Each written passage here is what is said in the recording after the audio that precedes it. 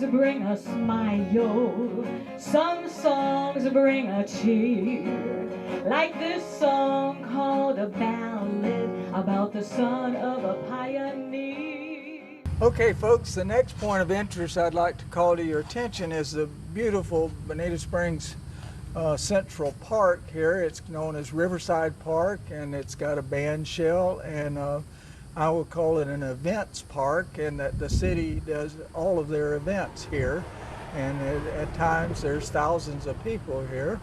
But just as a park, it's not that active, as you can see. But this has always been a park. It was dedicated as a park way back in 1913 when they platted out Bonita Springs, the area that we call Bonita Springs. So here on Old 41 was a park. When I was growing up, it was a kind of weed infested and sand place, vacant field with a fence around it, a wire fence around it, a kind of rusty wire fence. They ran several events in this when I was growing up. One of the more prominent things I remember was a rodeo that was held here, and one of their side shows was a gentleman who used a whip and knives, and his assistant, he would throw knives around his assistant and pop things out of her mouth and things like that. And I don't know what happened to his assistant. Maybe she got tired of being thrown at, but somehow he took up with my cousin, who was about 15 years old at the time, and her mother was playing, my aunt was playing in a band here at the rodeo, and he offered a job to my cousin as his assistant, and so she went on the road with the rodeo at 15 years old. She had a kind of a majorette outfit. She was real proud of herself, and even in recent years, she just died recently, but in recent years, she was still talking about that, how good she felt in that majorette outfit that she had for the rodeo. So this was a baseball diamond also, but it was a unusual diamond in that it was primarily sand and weeds and sand spurs. This was left field here, that was right field over there. Home plate was about where that covered place is up there, and it was a challenge to play baseball here in that when you're running for a fly, or if you're, the bases were pretty solid, but in the field it was a real challenge, and I found myself playing the field a lot. I started out in right field. I think that's where they put the people that they don't figure can play too well, and I progressed to left field. And in the end, I was playing first base, so I guess I was improving all along. Another event we had here was a community horse show. And that was something that was just kind of thrown together by young people in the community, mostly teenagers. And several of the teenagers had horses, so they came down here to ride their horses, and they got to doing maneuvers. And other teenagers saw them, and they wanted a horse too, and they talked their parents into getting a horse. And then they decided that they wanted to have outfits, so they got silk shirts made mostly by their mothers, blousy silk shirts, and they also had flags made and scarves. And every Sunday they would come and have a makeshift horse show. And believe it or not, they drew a crowd. I guess that happens in a community where not much is going on. And so they would have cars lining the whole park out here. Like I said, there was a rusty fence around it. And they would sit on the hoods of their car or sit in their car and watch the kids do a horse show. Okay, folks, we're now standing in front of what is now called the community building. It's a rectangular CBS building.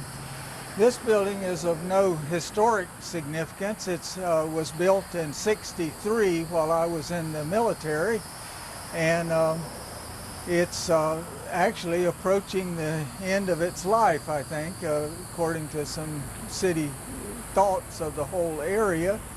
But when I was growing up, there was another building here that was known as the Pavilion. And basically the Pavilion was the center of social activity and community activity for the community of Bonita Springs. And it's hard to imagine, Old 41, this was the center of town, and everything that happened here. This building was used for, the things I remember it most for is movies. They had movies here every week. The Lee County Parks Department would come down and show movies, charge a dime a head. But the building itself was rectangular. It ran east and west. It was made out of cypress poles and cypress siding. It had a tin roof and a very nice concrete floor, and good for dancing. And they had dances there at least every Friday and Saturday. Usually Friday night when I was growing up was a teen night, and Saturday was kind of the community night. So the whole family come to a dance. They often have live music. For the teen dances, we used 45 RPM records, and it was called a record hop. And we did the decorating and everything for the dance. Also, there's Boy Scouts here. I remember it very well for Boy Scouts. And the Chamber of Commerce met here, and the Women's Club met here. They had the library in this building at one time, in the Pavilion, that is. And so I was rather taken aback when I got out of the Army and came home and found it replaced by this building behind me. My last night in Bonita before I went in the Army was a Friday night, and they had a teen dance at the Pavilion, and naturally I went to it. I was only 17 years old, and I still enjoyed teen dances. But the next morning I caught a bus down at Benson's store. That was something I failed to mention, that there was a bus stop there. And I went in the Army, and on my first leave home, you can imagine my disappointment to find that the Pavilion had been removed and replaced by the building that's still here, this concrete block building. So I never really developed an affection for this building, but it has served a good use for the community. It was built, like I said, in '63, and New 41 didn't start developing until 1974, and the community kind of spread out and moved more west, and most of the things moved west with it, like the Chamber of Commerce was located here, and then it moved west to New 41, and each store one at a time moved out, and the clubs started getting their own place. The Women's Club built their own building, and they had the rec center was built, and so this building got less and less use. But to begin with, this served the same purpose as the Pavilion. It had all of the clubs met here, and all of the activities, dances. They still had dances here. My brother went to teen dances in this building, so I imagine it means more to him than me.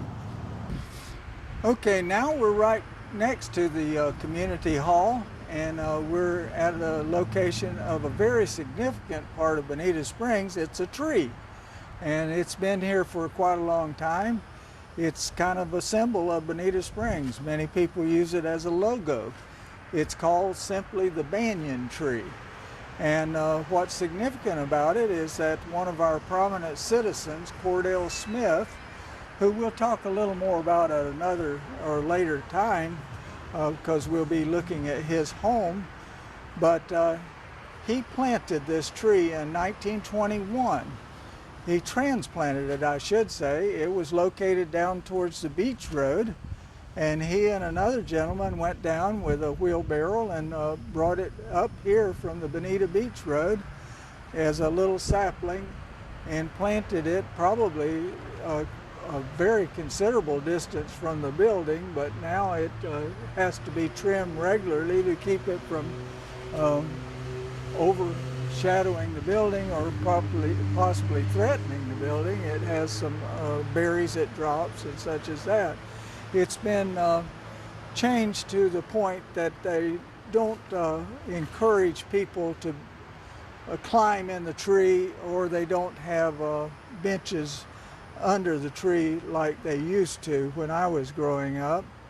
And almost every child from the time I was a little boy until more recently had their initials carved in this tree.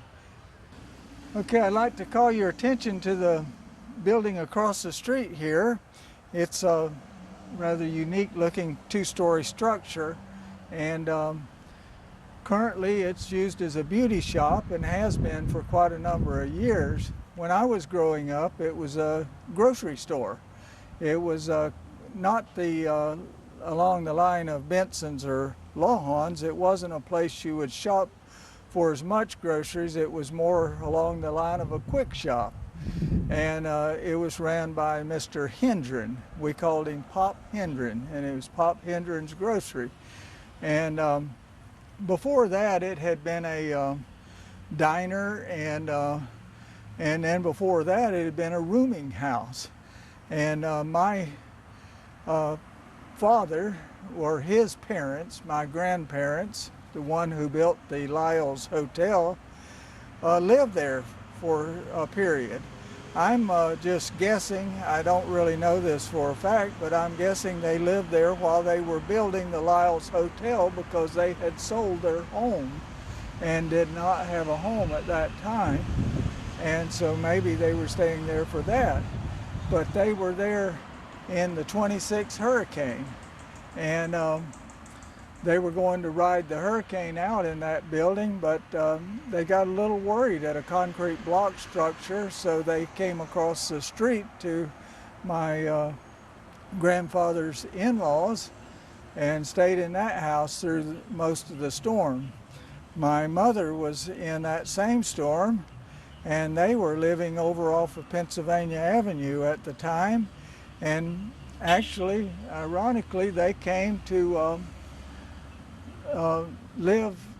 came to ride out the storm in the same building that my father was in. Of course, my father was 9 years old and my mother was about 7 at the time. So they always joke and said that they slept together before they were married. Of course, that was when they were small children sleeping the night out through the storm. Well, folks, that concludes our tour of the Old 41 Business District.